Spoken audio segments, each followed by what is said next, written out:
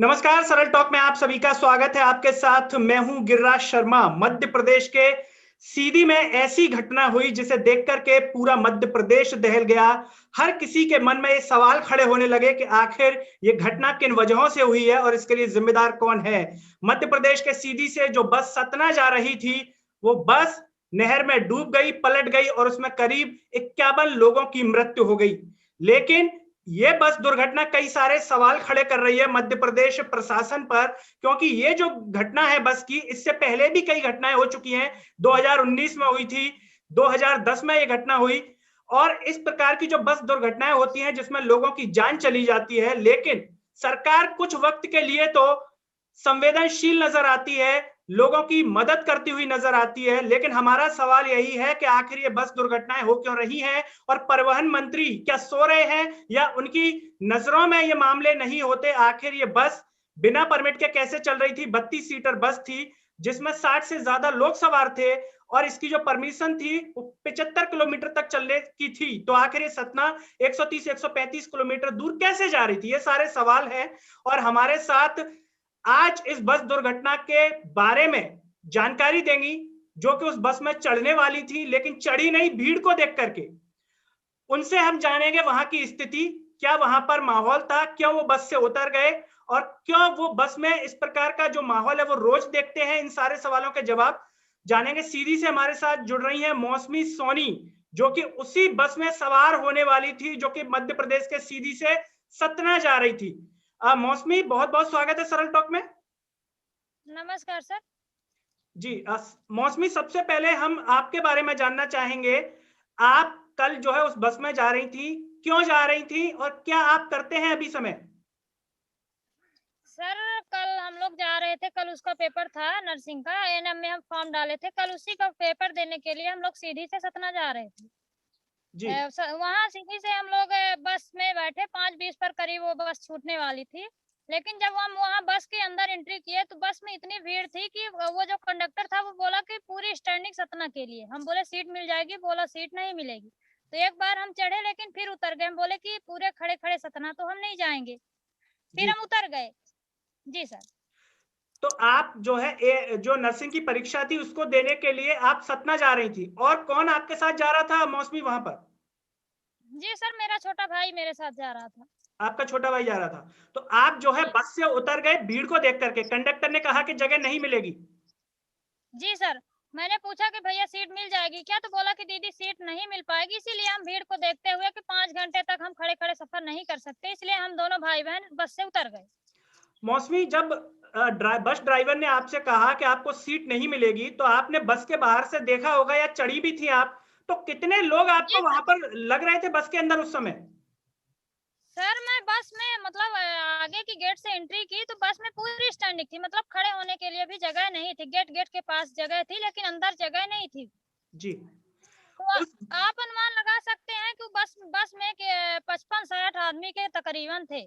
जी मौसमी, जी सर। ये बताइए कि जब आप बस में चढ़ी, आपने कहा कि बिल्कुल दिखाई नहीं दे रहा था, तो कई सारे लोग खड़े भी होंगे, क्या उनमें महिलाएं, लड़कियां, बच्चियां भी थी जो खड़ी हुई थी वहां पर? जी सर, जितनी खड़ी थी उसमें टोटल गर्ल्स थी, तो मुझे भी लगा कि शायद ये भी परीक्षार्थी हैं। मेरे मन में भी आया कि परीक्षा वाला सवाल है, कहीं बस मिले या ना मिले हम भी चढ़ जाते हैं एक बार उतरने के बावजूद भी। लेकिन जो मेरे भैया साथ में थे वो बोले कि चलो दूसरी बस से देखते हैं, नहीं फिर बाइक से ले चलेंगे, इतनी भरी बस में कहाँ जा पाओगी। क्योंकि जी बस की हालत भी दयनीय थी, देखने में भी, वो बाहर से देखने में भी उसकी हालत दयनीय थी। जी। तो बस में जी सर। महिलाओं के लिए सीटें आरक्षित होती है, महिलाओं के लिए अलग जगह होती है, क्या उस बस में ऐसा कुछ नजर नहीं आया आपको? सर मुझे तो ऐसा कुछ भी नहीं नजर नहीं आया, क्योंकि पूरी स्टैंडिंग थी बस, उसमें महिलाएं टोटल गर्ल्स खड़ी हुई थी टोटल। तो मुझे भी लगा कि शायद ये परीक्षार्थी ही हैं, क्योंकि उस दिन नर्सिंग का एग्जाम होने वाला था। जी एक सेकंड फर्स्ट शिफ्ट में 7 बजे से एग्जाम था और एक 12 बजे से था। जी वो बस बोली कि हम 11 बजे तक आप लोगों को पहुंचा देंगे। जी। अब मौसमी, ये बताइए, आप सीधी में किस जगह से उस बस में चढ़ने वाली थी? कौन सी जगह थी वो जहां से आप चढ़ रही थी, और कितने लोग वहां पर मौजूद थे उस बस में चढ़ने के लिए? सर सीधी में वो नया बस स्टैंड के नाम से जाना जाता है, जमोड़ी तिराहा। जी जब हम लोग अपने घर से बाइक के माध्यम से वहां तक गए सीधी से, हम लोगों का घर वहां से 10 किलोमीटर दूर पड़ता है। जी तो वहाँ पे मतलब 4-6 लोग थे ऐसे जो खड़े होने वाले थे, शायद वो भी लोग मतलब चढ़कर उतर आए होंगे उस बस से। जी तो मैंने भी कोशिश किया कि शायद सीट मैंने पूछा कि कहीं अगर आप रास्ते में भी सीट दे सकते हैं, तो वो बोला कि नहीं, पूरी स्टैंडिंग सतना के लिए है, जी। तो आपको हम कहाँ से सीट दे सकते हैं। मौसमी ये बताइए कि जब आप उस बस में नहीं चढ़ पाई तो फिर आप सतना तक परीक्षा देने कैसे गई फिर उसके बाद? फिर सर मैं वो बस के टाइम था 5:20 पर, वो बस सीधी से छूटी है नया बस स्टैंड से। तो फिर हम लोग दूसरे बस के तलाश में फिर पहले नया बस स्टैंड में बस को ढूंढे, फिर उसके बाद हम लोग पुराने बस स्टैंड में बस को ढूंढने के लिए गए। तो वहाँ पे एक बस लगी हुई थी जो 6 बजे छूटने वाली थी। फिर हम लोग 6 बजे वाली बस से सतना के लिए रवाना हुए। तो जिस बस में आप चढ़ी उसके बाद क्या उस बस में भी इसी तरीके से भीड़ थी जो वहां तक पहुंचते पहुंचते, या कम भीड़ थी उसमें?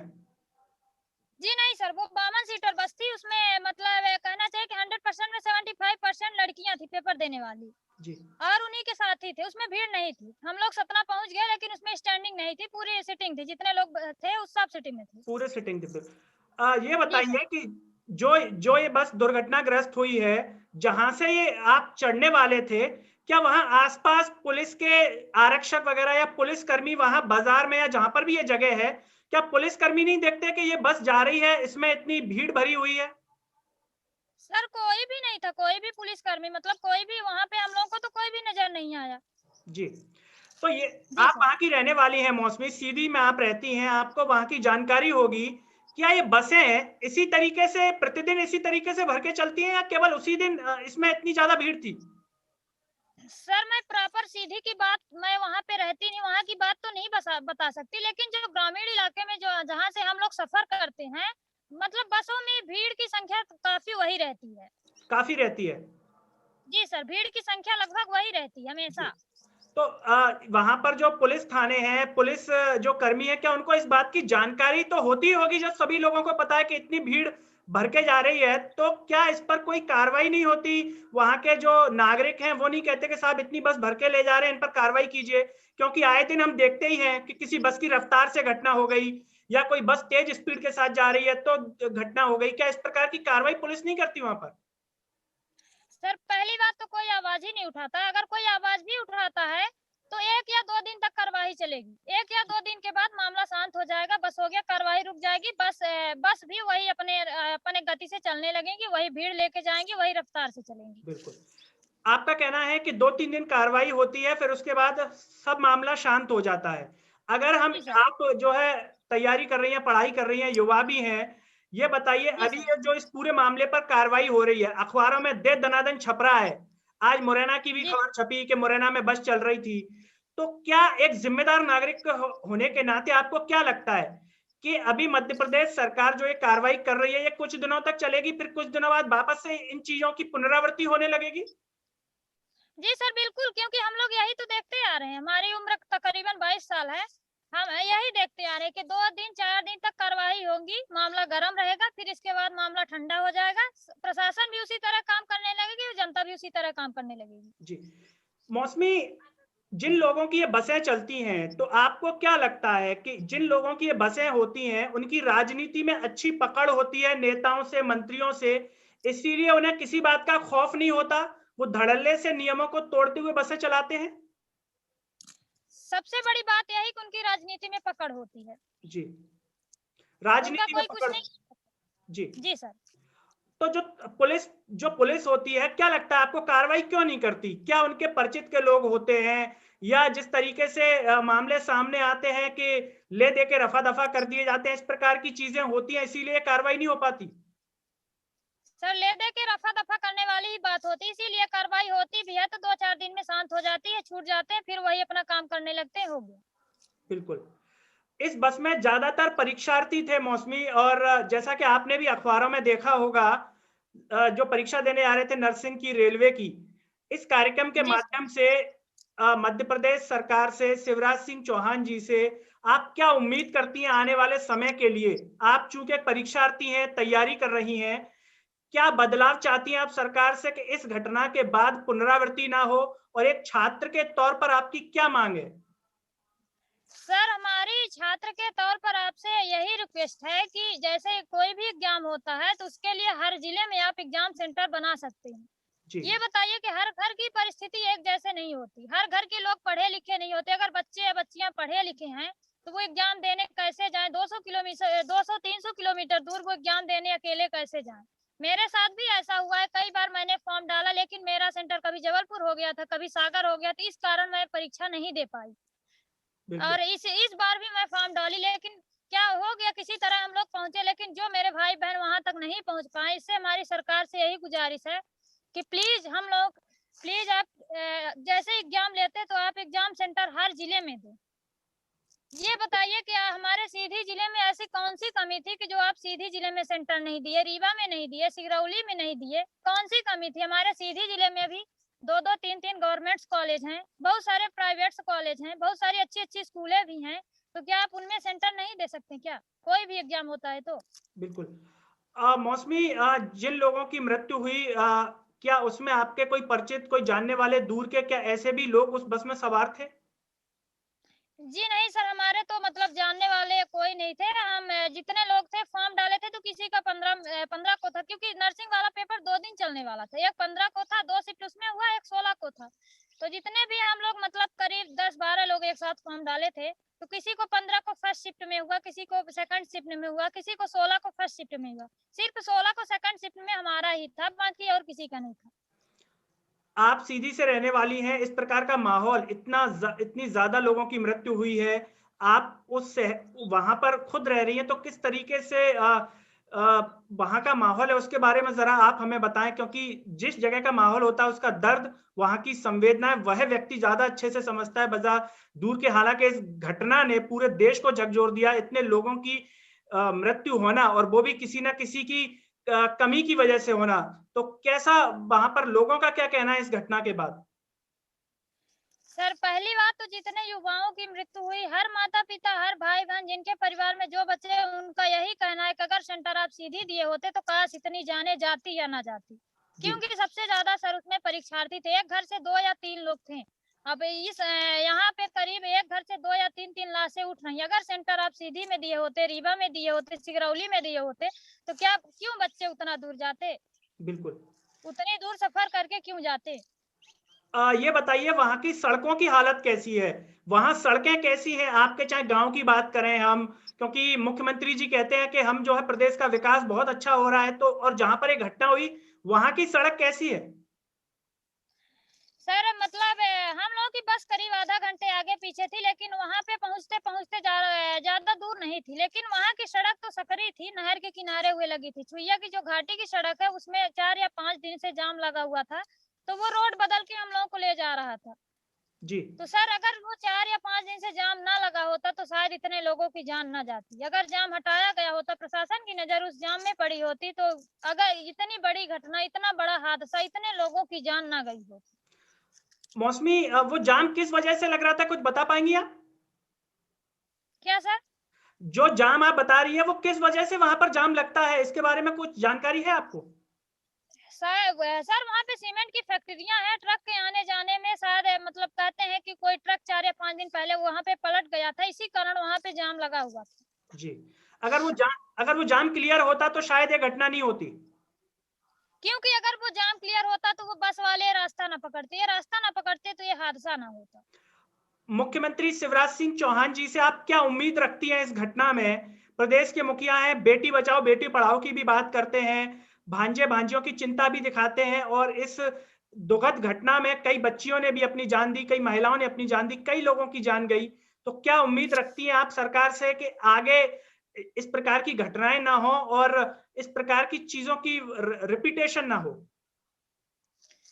सर हम यही उम्मीद रखते हैं कि जिस प्रकार ये घटना हुई, अगर इस घटना से प्रशासन को कुछ सीख मिली है तो वो पहली बात तो वो रोड को सुधरवाएंगे, सबसे बड़ी बात ये है। जी, दूसरी बात, अगर आप परीक्षा ले रहे हैं तो परीक्षा को हर जिले में सेंटर देने का प्रयास करें। जी, आखिर हर जिले में ऐसी कौन सी कमी है जो आप हर जिले में सेंटर नहीं दे सकते? ऐसी मतलब सतना में कौन सी ऐसी विशेषता थी कि आप सतना में ही सेंटर दिए हम लोगों को? बिल्कुल, सतना में ही क्यों सेंटर दिए? ना आप रीवा दिए, ना सीधी दिए, ना सिंगरौली दिए, ऐसा क्यों किया आप? बिल्कुल। बाकी मौसमी, लोगों का तो परीक्षा। जी, जी सर। मौसमी, मध्य प्रदेश सरकार जो अभी कार्रवाई कर रही है इसको लेकर के, क्या आप उस कार्रवाई से संतुष्ट हैं जो भी मध्य प्रदेश सरकार ने किया है, या फिर आपको लगता है कि ये जो कार्रवाई की है वो केवल लोगों को शांत करने के लिए कि लोग शांत रहें? आप किस रूप में देखती हैं, या फिर कार्रवाई में कुछ और भी आगे होना चाहिए? ये जो कार्रवाइयाँ हो रही है, ये 3 या 4 लोगों को सस्पेंड कर देने से 51 या 60-60 लोगों की जो जान गई है, वो जान तो वापस आ जाएंगी नहीं। जी ये सिर्फ लोगों को दिखाने के लिए कार्रवाई कर रहे हैं, सस्पेंड कर रहे हैं, निलंबित कर रहे हैं, बाकी और कुछ नहीं कर रहे हैं। जी। मौसमी, चलते चलते हम आपसे ये भी जानना चाहेंगे कि जो भी मुद्दे होते हैं या जो भी घटनाएं होती हैं, जब हो जाती हैं तब तो सरकार चिंतित नजर आती है, आम लोग भी जो है उस पर प्रतिक्रिया देते हैं, तो लोगों से भी आप क्या कहेंगी कि समाज में चाहे कोई सी भी व्यवस्था गलत हो रही हो, चाहे वो किसी भी प्रकार की व्यवस्था हो, शिक्षा व्यवस्था हो, हमारी सामाजिक व्यवस्थाएं हो, भ्रष्टाचार की बात हो, तो लोगों को आप क्या मैसेज देंगी, युवाओं को आप क्या मैसेज देंगी कि वो हर मुद्दे पर आवाज उठाएं? क्योंकि वर्तमान समय में आप भी देख रही हैं कि मध्य प्रदेश की बात हो या देश की बात हो, किसान परेशान है, शिक्षक परेशान है, पटवारी परेशान है, एमपी पुलिस के अभ्यर्थी जो हैं वो अपनी आयु सीमा के लिए भी मांग करते रहे और साथ ही साथ अपने पदों की संख्या को, लेकिन सरकार ने नहीं सुना। तो नागरिकों को आज के वक्त में कैसा होना जरूरी है? सर, नागरिकों को आज के वक्त में आवाज उठानी चाहिए, क्योंकि हमारे समाज में 1 या 2 लोग तो आवाज उठाते हैं, लेकिन वो आवाज ज्यादा ऊपर तक जाती नहीं, वो आवाज नीचे ही दब जाती है। जी जब हम सब लोग एक साथ होकर आवाज उठाएंगे तो शायद हम लोगों की आवाज ऊपर तक जाएगी। बिल्कुल। तो दोस्तों, ये थे हमारे साथ सीधी से मौसमी सोनी, जिन्होंने बताया सीधी की बस घटना के बारे में। ये भी उस बस में चढ़ने वाली थी लेकिन भीड़ देख करके चढ़ी नहीं, उसके पीछे जो दूसरी बस थी उसमें ये गई। और मध्य प्रदेश सरकार जो कार्रवाई कर रही है, साफ तौर पर इनका कहना है, एक नागरिक के तौर पर इनका कहना है कि मध्य प्रदेश सरकार कार्रवाई सिर्फ कुछ लोगों को सस्पेंड कर देने से बात नहीं बनेगी, व्यवस्था ऐसी हो कि घटनाओं की पुनरावृत्ति ना हो। और इस घटना में कई बच्चियों ने, महिलाओं ने और बुजुर्गों ने इसमें जान दी है, और ज्यादातर जो परीक्षार्थी जा रहे थे उन्होंने अपनी जान दी है, जो कि कई परिवारों का भविष्य थे। अब वो भविष्य एक तरीके से अंधकार में चला गया। जितने लोगों की जान गई उन्हें वापस तो नहीं लाया जा सकता, लेकिन उम्मीद यही की जा सकती है कि सरकार अगर व्यवस्था सही रखे तो शायद इस प्रकार की घटनाएं फिर से मध्य प्रदेश के अंदर देखने को न मिले। और साथ ही साथ सड़क को लेकर के भी उन्होंने कहा कि सड़क हो, जो व्यवस्था है सड़कों की वो भी ठीक ठाक होनी चाहिए, और जो कार्रवाई है वो पुलिस को करनी चाहिए। और साफ तौर पर उनका कहना है कि कहीं ना कहीं कुछ तो साठगांठ रहती है, शायद इसीलिए कार्रवाई नहीं होती। और बस की स्थिति के बारे में भी उन्होंने बताया कि बस की स्थिति भी ज्यादा ठीक ठाक नहीं थी।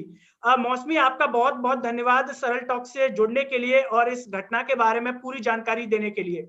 दोस्तों, मेरे साथ इस धन्यवाद। वीडियो में फिलहाल इतना ही। अगले वीडियो में आपसे होगी मुलाकात। और चलते चलते सभी से अपील है कि इस वीडियो को ज्यादा से ज्यादा शेयर करें, जिससे सभी को जानकारी मिले, इस घटना के बारे में जानकारी मिले।